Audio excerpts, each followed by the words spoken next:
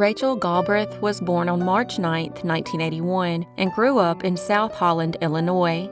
At some point, her family relocated to Wisconsin, but she remained in South Holland, and by 2014, 33-year-old Rachel was living in a first-floor apartment in a 2-unit house. Known for her love of animals, she worked at a dog grooming salon and was described by those who knew her as a kind individual, passionate about her work. She had 3 poodles that she adored and a close-knit group of friends. She had been dating a man named Jason since 2010, but by the spring of 2014, they had broken up.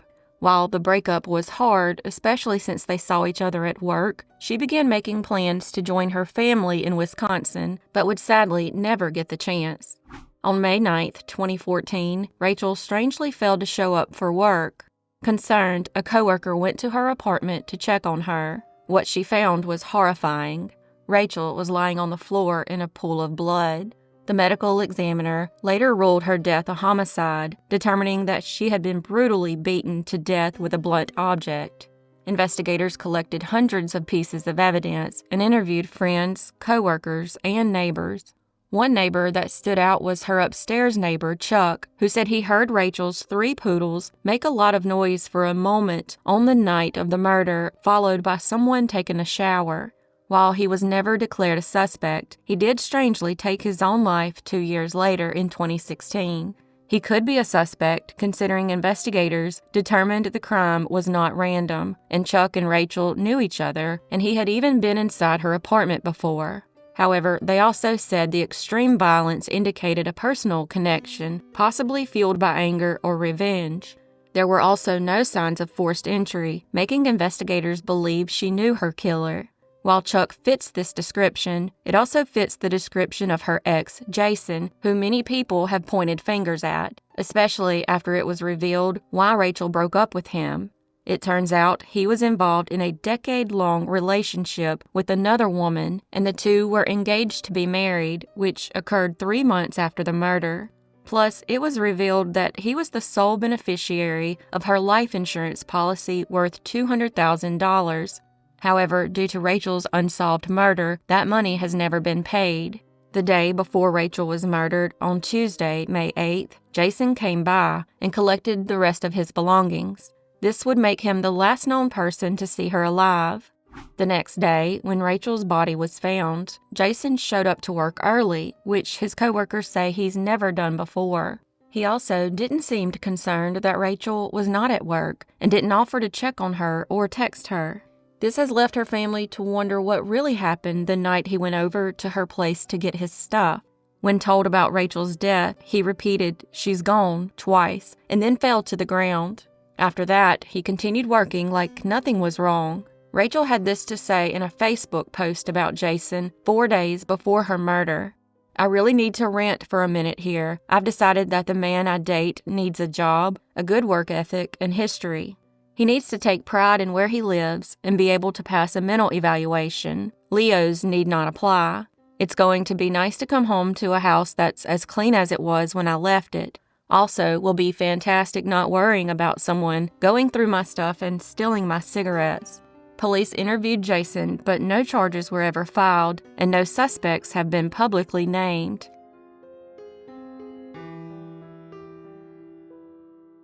Despite their initial investigation and retesting of evidence over the years, police have stated there is no physical evidence that definitively links anyone to Rachel's murder. Rachel Galbreth was found murdered on May 9, 2014, and as of January 2025, this case remains unsolved.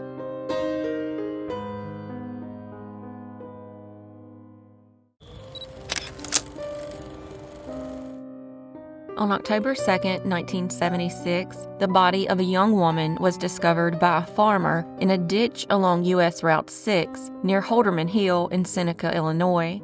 Investigators determined she had died from a gunshot wound to the head. She was estimated to be between the ages of 15 and 27, standing 5 feet 7 inches tall and weighing about 150 pounds. Wrapped around her head was a multicolored knit red, black, and white sweater, and inside the pocket of the sweater was a bottle of T.J. Swan wine. With no way to identify her, she became known as Jane Seneca Doe and was buried in an unmarked grave at Braceville Gardner Cemetery on Thanksgiving Day of that year. Decades later, a composite image of her appearance was created by volunteer artist Carl Koppelman, but her identity remained a mystery. The case remained unsolved for over 40 years until the Grundy County Coroner's Office reopened it in 2017. In 2018, her remains were exhumed, and DNA was extracted for analysis.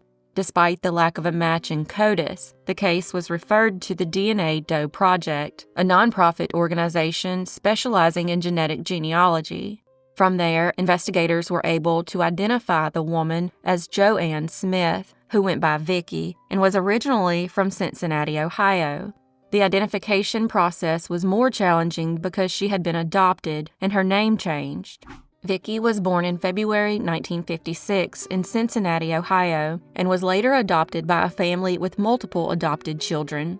At the time of her disappearance, she was a student at Southern Ohio College and worked as a housekeeper at a Marriott hotel.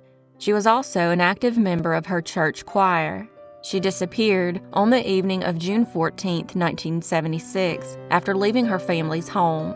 Unfortunately, as of January 2025, her killer has not been identified, and this case remains unsolved.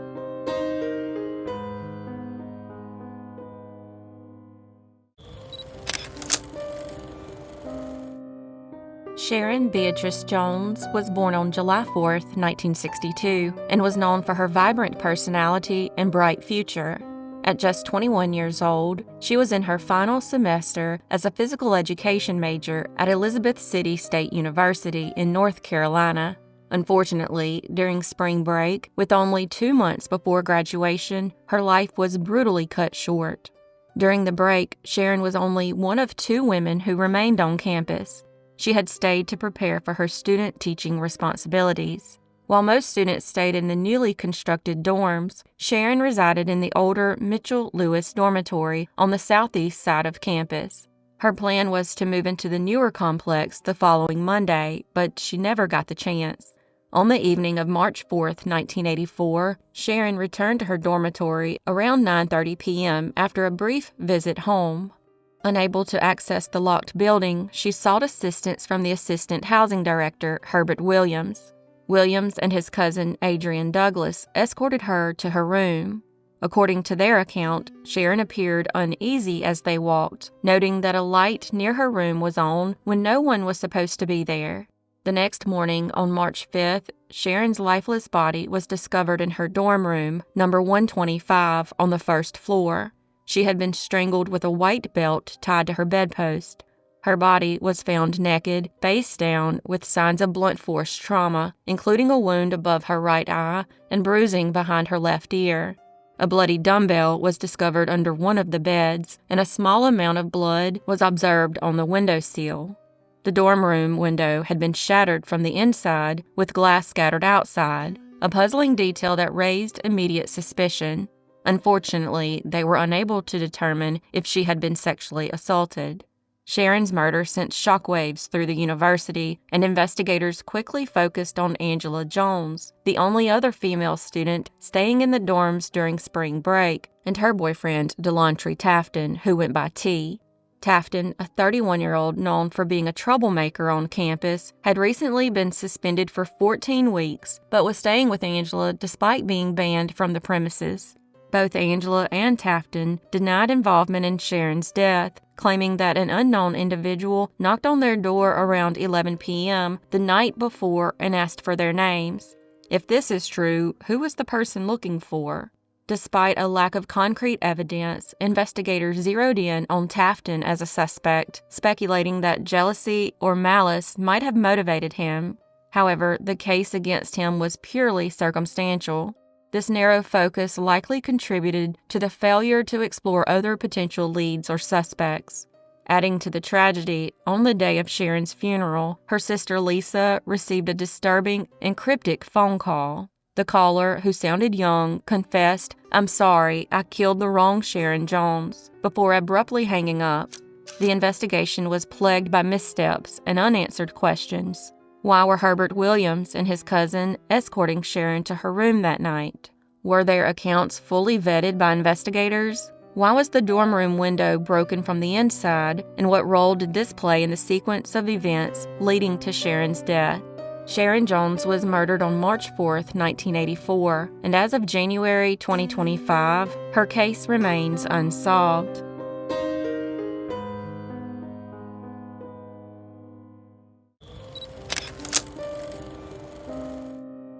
Stephanie Marie Gant-Brady, who went by Penny, was born on October 17, 1944. She was a trailblazer, a high achiever, and a devoted mother who left a lasting impression on everyone who knew her. Stephanie had earned a bachelor's degree in sociology from Morgan State University and by 1984 was pursuing a master's degree at the University of Baltimore. She was also the first Black woman to achieve the rank of lieutenant in the Maryland National Guard and served on the Governor's Committee for the Handicapped, advocating tirelessly for equal opportunities for individuals with disabilities. In 1978, Stephanie was diagnosed with multiple sclerosis. Despite the physical challenges, she excelled in her career and personal life. 6 years later, she strangely disappeared.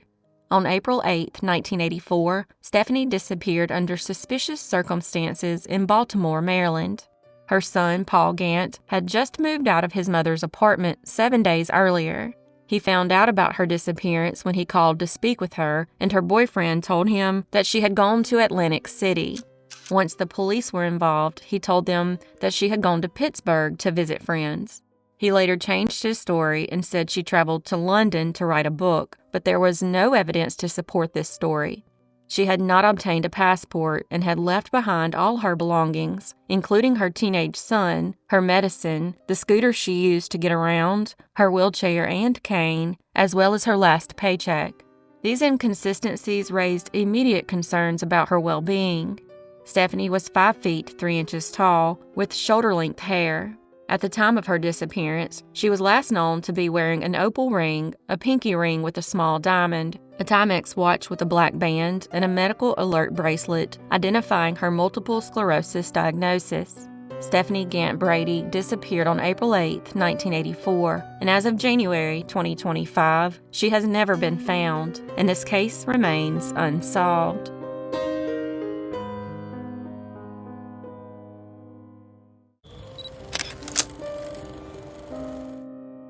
Susan Denise Clary was born on June 2, 1962, in Halifax County, North Carolina, and was adopted as an infant by Herman and Marie Sharon.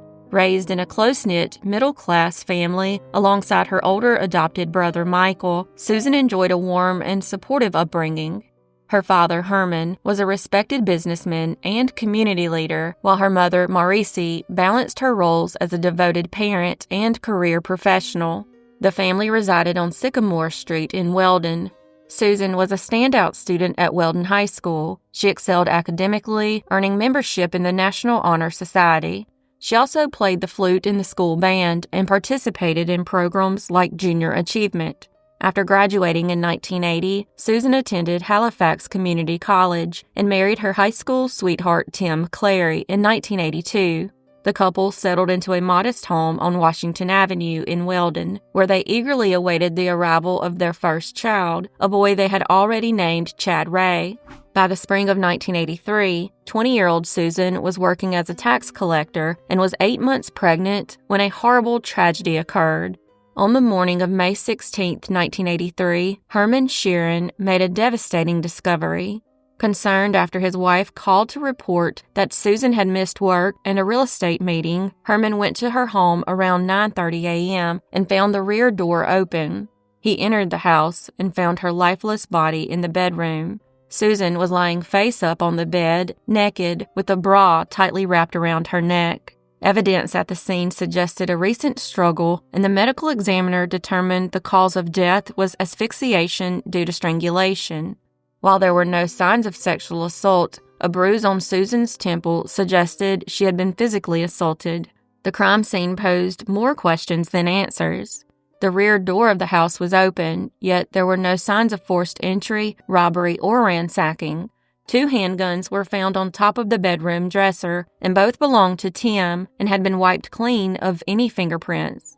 It's unclear why they were out, because they were normally kept in a safe location. The bed appeared to have been repositioned, and a large footstool was out of place.